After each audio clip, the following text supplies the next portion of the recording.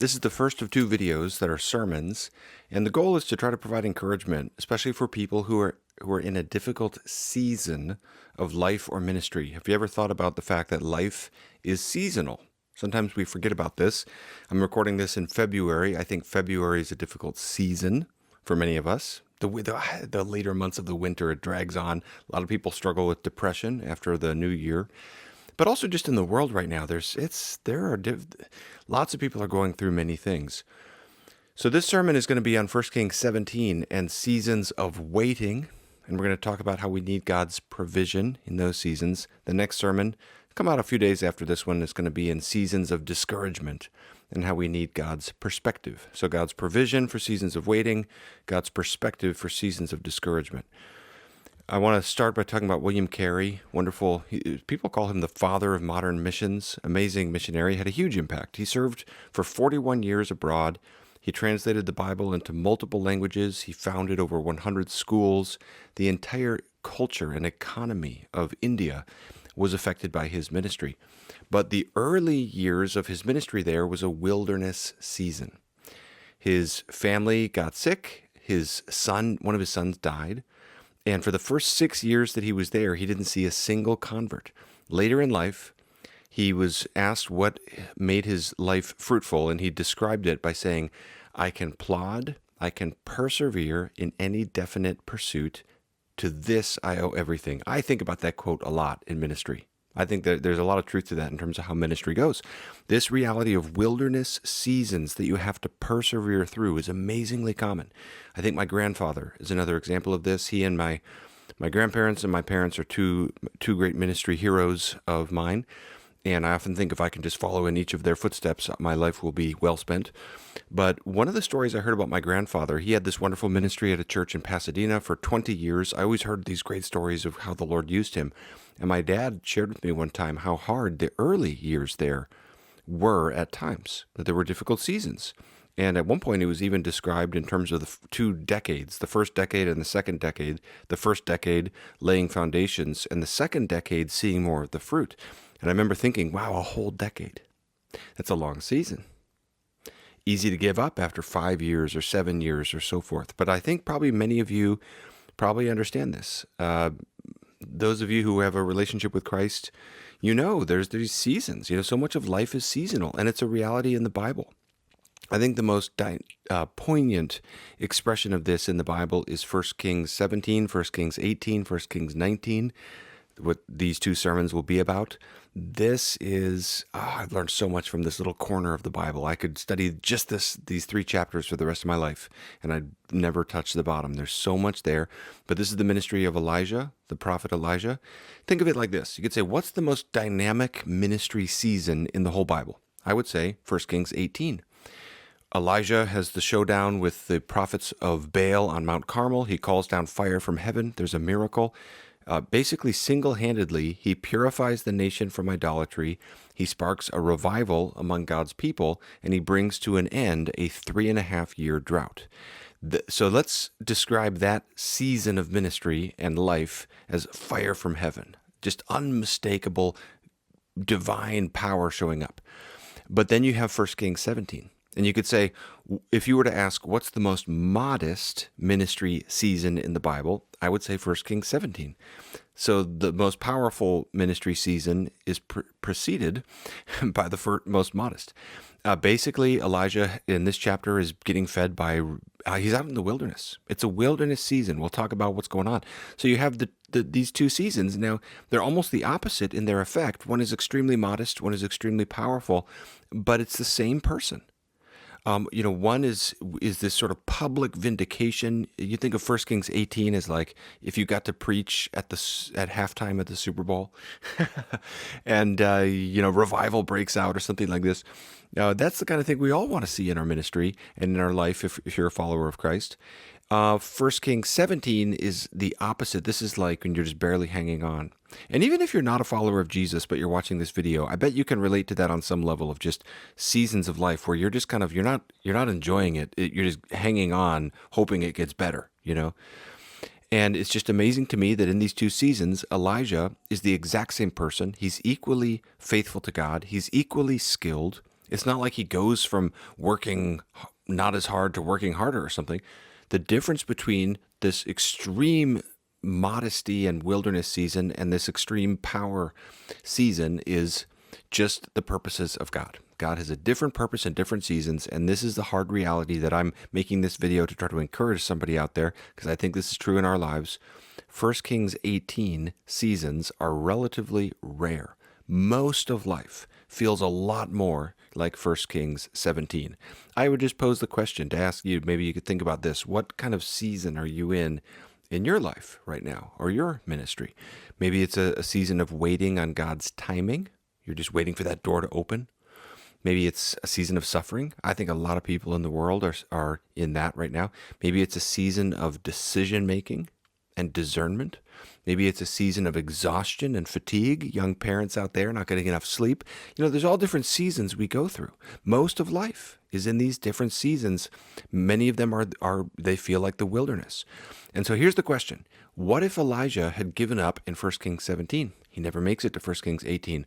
What if my granddad gave up in that first decade at Lake Avenue Church in Pasadena? Never would have made it to the second decade. What if William Carey had given up when he didn't see a convert for the first 6 years? And then what if you and I give up when we're in the wilderness? And that way of putting it helps me, and it kind of reminds me of just how important it is to persevere, and like William Carey said, to plod. So in this sermon, what I want to basically do is just show 3 specific ways that God is caring for Elijah in the wilderness that we can apply to our lives as well through the gospel. We can say God cares for us in that way as well. God is protecting him, preserving him, preparing him. Preparing him is the best. But we'll say these first 2 quickly. First, God is protecting Elijah. If you just start reading in chapter 17, it starts off so well for Elijah. He goes to Ahab, the king of Israel, and he's very triumphant. And listen to how he might have said it. As the Lord, the God of Israel, lives before whom I stand, there shall be neither dew nor rain these years except by my word. You get this sense of, he's starting off in this great position of authority and so forth. The context here is that God is sending a drought upon Israel as a form of judgment. And King Ahab and his wife Jezebel have been leading the nation into idolatry, worshiping the Canaanite god Baal, who's supposedly the god of the storm. And so the judgment is coming in this specific way through a drought to show that basically God is the Lord, the God of Israel is the real God, not Baal. So if you think about in the ancient world, a culture that depends upon farming, rain is everything. So in one sense, this is putting Elijah in a position of incredible power. He may as well have gone to Ahab and said, basically, you may be the king, but I'm really in charge. The fate of the nation depends upon my word. And I've often thought about this, the transition from verse 1 to verse 2, and this humbling reality that those who speak the word of God are themselves under the word of God. Because only after this, after he says that to Ahab, does Elijah get his own word. Verse 2, and the word of the Lord came to him. Depart from here and turn eastward and hide yourself, remember those words, by the brook Kerith, which is east of the Jordan. You shall drink from the brook, and I have commanded the ravens to feed you there. Now, so then you say, why does it say hide yourself? The Kerith Brook, east of the Jordan, is a harsh desert climate where very few people lived. It's a literal wilderness. I used to live in California. Sometimes in the winter, you go out to the desert, Think of these places, you're going inland, and, it's very harsh. It's very hot. And it's so poignant to think of this mighty prophet out there all alone with nobody to see, nobody to talk to. This is the paradox of Elijah out in the wilderness. He controls the highest rain clouds in the sky, but when he himself is thirsty, he has to stoop down to the brook to drink. The word of God that he speaks to Ahab, has to humble himself underneath as well. And this would have been a humbling, difficult wilderness season, worse than probably what most of us, I never presume, what somebody out there is going through. Maybe you may be barely hanging on. God be with you if you are. But most of us probably haven't been through something quite like this. This was 3.5 years for Elijah total. We know that from the book of James. And it would not have been an easy experience. A few years ago, I used my imagination to try to think through, because I was thinking, it'd be interesting, this miraculous provision of ravens bringing you food. This is what he's experiencing. You might not realize right away how difficult that would be. Just three reasons it'd be difficult. Number one is just the sheer monotony of it and the boredom of it. The same thing day after day, eating the same food, the same scenery. You can't travel too far from the Kerith Brook because that's your water supply, so you're just stuck there. It's very isolating day after day. Number two, the loneliness. Tom Hanks in Castaway, remember how he becomes friends with Wilson, the volleyball? I wonder, you think about when someone's in isolation like that, or Will Smith in I Am Legend, there's one scene where he's like talking to the mannequins because you can tell how lonely he is. You just imagine Elijah out there, no one to talk to, and also no idea what's happening in the outside world.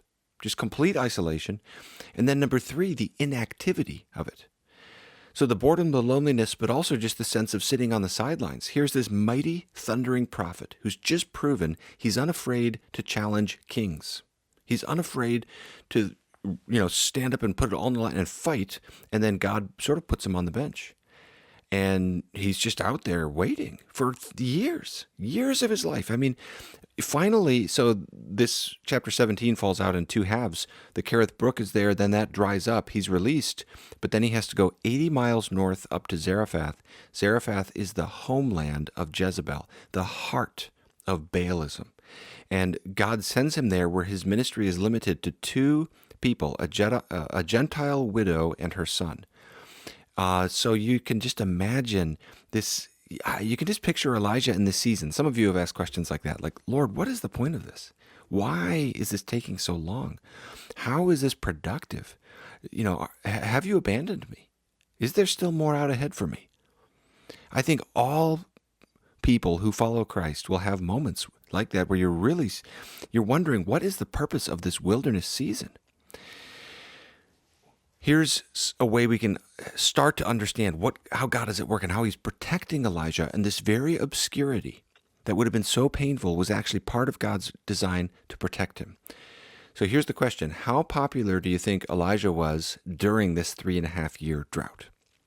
And the answer is about as popular as someone who says, I control the economy, and the next morning the stock market crashes. The sequence of events is Elijah says, I control the rain. Then Elijah disappears. Then the rain stops. So you can imagine his approval ratings would have plummeted. When Elijah finally emerges from the wilderness, 1 Kings 18:10 says that King Ahab sent out spies everywhere to try to kill him. So, in other words, the Kerith Brook and the Zarephath were God's protection over Elijah. This is his way of keeping him safe from the spies, from those who would seek to harm him. He couldn't have known that. You picture him there just sitting there day after day by the Kerith Brook. He couldn't have possibly known all that God was doing. And the point is to say to you, to encourage you, that in the wilderness season of life and ministry that you go through, God is also watching over you. He's protecting you in ways you can't see. And it helps to remember that. Richard Wurmbrand is one of my great heroes.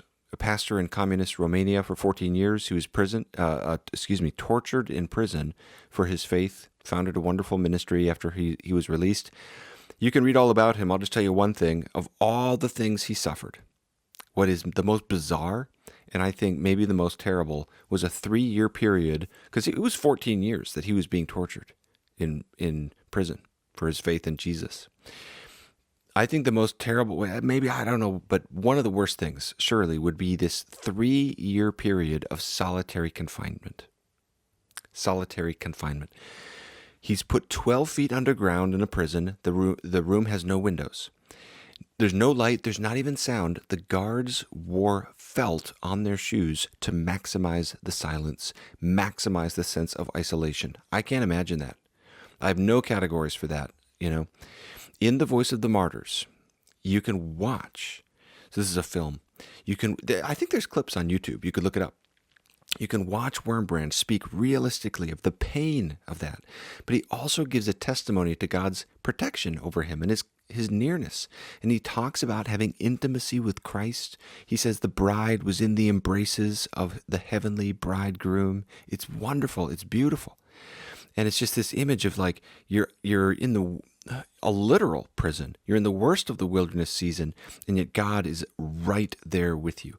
And you see that with Elijah, and we know that because of the gospel, and that's true in our lives. And I think we need to remember that. You know, the hard part is saying that to your own heart. You might know that intellectually, but you have to say in those wilderness seasons of life, when you're tempted to say, God has forgotten me, there's no purpose to this, you have to speak back the truths of the gospel that we know and say, no, God is using this season and he's watching over me. I'll put it quite vividly. His angels are hovering around you if you've trusted in Jesus. That's Psalm 91, I think. He is protecting you. He is watching over you. You can't see it. Sometimes you can't feel it, but it's true. And we know that because of Jesus. Jesus, when he went to the cross, he went to the ultimate sort of wilderness, that ultimate experience of loneliness and isolation and confusion when he bore our sins. So that's the measure of God's love for us. And so we know when we go through our own wilderness seasons, whatever else is happening, God has not abandoned you. He's watching over you. Every hair on your head is counted, says Matthew 10. Every day of your life is written out, says Psalm 139. Every tear you cry is collected in his bottle, says Psalm 56. So God is protecting you. Secondly, he preserves us. He provides for us in the wilderness. You see this with Elijah through two different means. The ravens and then the jug and the jar not running out. The ravens never miss a day. They come every single morning, every single evening. They bring meat. And then after this, he goes up to Zarephath, and you can imagine him ready to collapse after an 80-mile journey north. He sees a widow collecting sticks, asks her for help, and she says, "As the Lord your God lives, I have nothing baked, only a handful of flour in a jar and a little oil in a jug, and now I am gathering a couple of sticks that I may go in and prepare it for myself and for my son, that we may eat it and die." This is, we can't rush past this too fast. Just imagine. So apparently the farming in Zarephath is just as bad as it is down in Israel. No rain for a couple of years, things go bad. Think of the beginning of the movie Interstellar, where, the world is sort of on its last legs. Rations are running low and so forth, and they're trying to prolong the inevitable and so forth. And this is this widow, she's on her last meal, and you just think of the incredible timing of you're going to get help from someone and that they're ready to die themselves. But he says not to fear. Verse 14, Elijah says, "For thus says the Lord, the God of Israel, the jar of flour shall not be spent, and the jug of oil shall not be empty until the day that the Lord sends rain upon the earth." And then God miraculously sustains the jug and the jar so they never run out of food to eat. Every day, between the ravens and the jug and the jar, God provides for Elijah and for the Gentile widow and her son. And I love these as images of God's provision, because what this means is Elijah cannot stockpile resources. They come daily. Every time he's pouring from the jug and the jar, it looks like it's on its last legs. But so Elijah has to live in continual trust in the Lord, continual vulnerability. He has to trust those ravens are going to come back tomorrow. The jug and the jar will not run low. And this is what I think it often feels like to trust in God's provision in the wilderness. I have had many times where I'm going through a season in ministry where every morning as I walk out the door, what my wife says to me is, "The jug and the jar won't run out today." Because these images are for us, it's like just a part. I'm preaching these two sermons because I thought I want to do something to encourage people. And these two passages in Scripture have encouraged and sustained me more than anything. We talk like this all the time. The jug and the jar won't run out. It's a great image for how the Lord provides for us and preserves us in wilderness seasons. The other thing she'll say is, look for the ravens. And I love that because that's so true. God will send those ravens, but they're easy to overlook. The hard part is recognizing them for what they are, because a lot of times God's provision comes in ways that are humbling and they're not grandiose. Thomas Chisholm provides a great testimony of the provision of God. He lived a very long life. He was born in a log cabin in Kentucky in 1866, the year after Abraham Lincoln was shot. He died in 1960, 1 year before John F. Kennedy became president.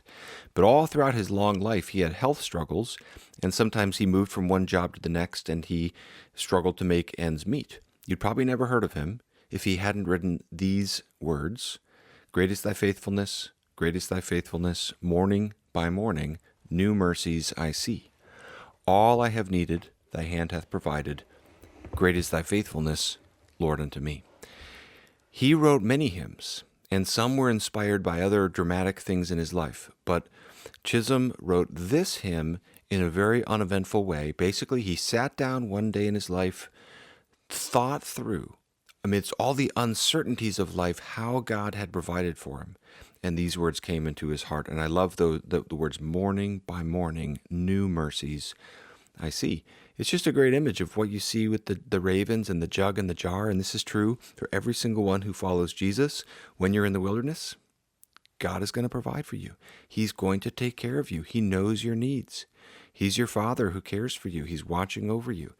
As you seek first his kingdom and his righteousness, he will provide for your needs. That's the promise of Matthew 6:33. The jug and the jar will not run out. I find that the hard part is we have to be intentional to notice God's provision in our lives. It's easy to overlook or even despise the package in which God's provision comes. Ravens, for example, are not the ideal way to receive food. Ravens are scavengers. They eat dead meat or even rotting meat. They're ceremonially unclean in the law. They're often associated with death, like in the Edgar Allan Poe poem called The Raven. In chapter 19, Elijah is going to get food through an angel. You can imagine Elijah saying, "Ravens," and yet that is God's appointed means. God uses ravens. And we need humility to recognize God's provision in our lives. It's easy to overlook. You get an encouraging note from a friend. What do you do with it? Do you know that that's a raven from God? Do you see it for what it is? Do you thank the Lord for it? Do you dismiss it and brush it off? Or do you allow it to land upon your heart when there's financial provision that's unexpected? See God's provision in that, My wife and I have developed this habit of doing stones of remembrance. It's been far more edifying than I thought it would be. Twice a year, on January 1st at the new year, and then on July 7th, our wedding anniversary, about halfway through the year, we just pause and journal about all the ways that we've seen God's provision since we last wrote in there. And since we had 5 kids, we've missed a couple because life has been crazy. Hence my so happy to be in Tennessee and trying to simplify and slow down a little. But whenever we do this, 2 things always stand out to me when this happens. Number 1, how long the list is. And number 2, how easy it is to overlook those things through which God provides. And so often we just fail to notice God's provision. When you're in the wilderness, so many things will be trying to tell you God has forsaken you. You have to look at the ravens. You have to see God's provision, and that tells you the true story, that God is caring for you and he has plans for you. But lastly and thirdly, all of this is good. I hope it's encouraging, but it's not enough, because if God is just protecting and preserving Elijah, Elijah might still wonder, well, why am I out here to begin with? What is the purpose of all this, And the happy thing is that God is preparing Elijah, and he uses wilderness seasons to prepare us for what he has ahead for us. Again, it's the 1 Kings 17 before the 1 Kings 18. I will put it this strongly. I believe this. If we could see how productive the wilderness seasons that God leads us through are in our lives, we would rejoice in them. So to speak, we would kiss the sand and leap for joy. Because what God does through that, think of it like this. How did Elijah have so much faith at Mount Carmel? How did one man stand up against the whole nation? He put everything on the line. All the prophets of Baal he goes toe-to-toe with. It's incredible. Where did that courage come from? I suspect that seeing God's daily provision for 3.5 years helped prepare him for the purposes that God had for him and chiseled his character like a diamond, The jug and the jar prepared for the fire from heaven. 1 Kings 17 prepares for 1 Kings 18. I'll never forget reading a biography of Winston Churchill, and Paul Johnson, I think, his really good, shorter biography. And he gets to the night when Churchill found out that he was becoming prime minister. Okay, it's 1940. The Nazis are sweeping through Western Europe toward Great Britain. Very little resistance in France. It's at that point where it seems, it's very far from clear that they can be stopped. You might say that this is the most challenging leadership scenario imaginable to step into. And Churchill had had a pretty spotty career so far. He'd made mistakes. Nonetheless, when he got the news that he had been voted in, he wrote these words: "I was conscious of a profound sense of relief. I felt as if I were walking with destiny, and that all my past life had been but a preparation for this hour and for this trial. Although impatient for the morning, I slept soundly and had not need for cheering dreams. Facts are better than dreams." That passage is moving to me. When I first read it, it was moving. Every time I read it now, it moves me. Leave room for a little bit of embellishment maybe on his part. Nonetheless, do you hear what he's saying? He's saying, I was relieved. This was destiny. This is my calling. Everything's been gearing toward this. This is my life purpose. I can't wait to get started. I'm impatient for the morning. He's not fearful. He wants to dive in. The Nazis are pounding on the door, and he goes to sleep, and he's sleeping soundly.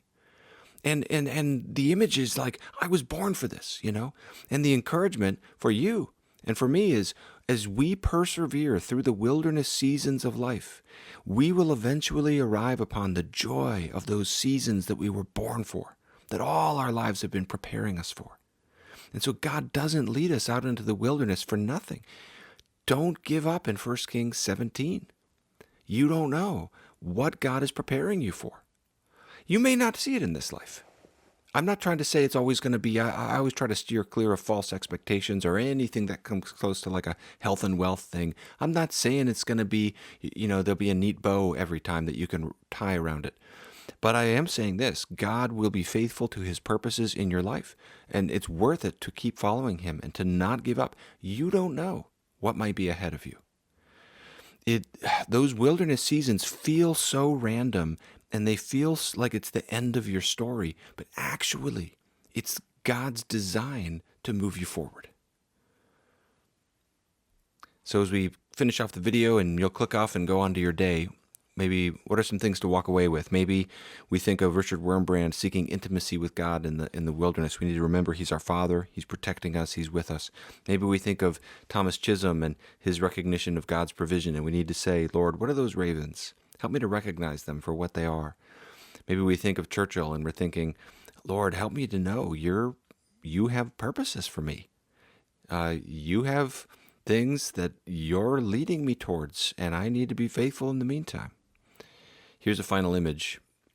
My favorite of the Narnia books is The Horse and His Boy. There's a young character named Shasta. My favorite scene in all the books comes in this one, and it's when he's alone at night. He's had terrible luck. He's been abandoned by all his friends. Everything in his life is telling him that he's forsaken. Everything makes it feel like his life is a waste and he's all alone. And it says that he's so tired that he feels so sorry for himself that the tears rolled down his cheeks. But then he's suddenly afraid because he hears this breathing. There's this person next to him. He can't tell what it is. Condensing a long story in a beautifully told story, he basically has this encounter with Aslan, who's the Christ figure, and he's terrified of him. But Aslan says, tell me your sorrows, and he tells him his whole story, and he says, I never knew my real father. I had to run away from home. I've been attacked. All these misfortunes have happened. And and a lot of them had to do with lions, and the large voice says, I was the lion. And he goes back through Shasta's life and he explains each episode according to his purpose. And he says, I was the lion who led you in this way. I was the one working in this way. And he helps him piece it all together. I love that scene. It's like an image of what it'll be like when you get to heaven if you follow Jesus throughout this life. And God gives you his divine perspective for your suffering. And it all has purpose. It all makes sense. Not one piece of suffering was wasted. Not one thing you went through was random or an accident or meant you had fallen off the grid. God was at work through it all. And this is something I think we just need to remember in the meantime. When we're in a wilderness season, God is at work. He is protecting you, preserving you, and happily, He is preparing you, so don't give up. 1 Kings 17 is not the end of the story. I'm going to say a prayer, and then I'll just say, well, I don't want. Is it weird to pray over the camera? I don't usually do sermons as videos. I'll just say, Father, bless every person who watches this video.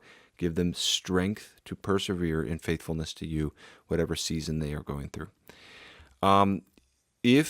So another video on 1 Kings 19 will come out in a few days. Subscribe to my channel if you want to stay in touch. And if you'd like to support Truth Unites, I keep forgetting to say this, but I'm trying to build a base of support as I seek to steward the ministry God has given to me. The way I always say it is, if it would be a source of joy for you, and only in that circumstance, I would love to invite you to partner with me and support Truth Unites. You can see how to do that on the screen, and there'll be a link in the video description below. May the Lord bless you. See you next time in the next video. 1 Kings 19, Seasons of Discouragement, coming out in a few days.